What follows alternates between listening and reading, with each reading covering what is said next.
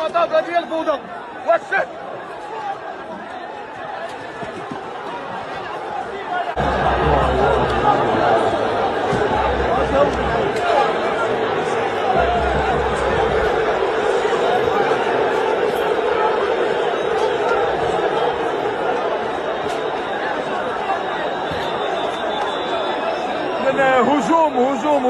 هجوم الجماهير الجزائريه على جماهير اولمبيك اساتي هنا بملعب المسيره الخضراء. حاله من الفوضى داروها الجماهير الجزائريه، والهجوم كيضربوا رجال الامن، كيضربوا الصحافه. فوضى كبيره داروها الجماهير الجزائريه. هذه هي حسن المعامله، هذه هي البلاد اللي ندخلوهم ونرحبوا بهم ونعطوهم الفيزات ونامنوهم. وفي نهايه المطاف هذه هي الفوضى والشد.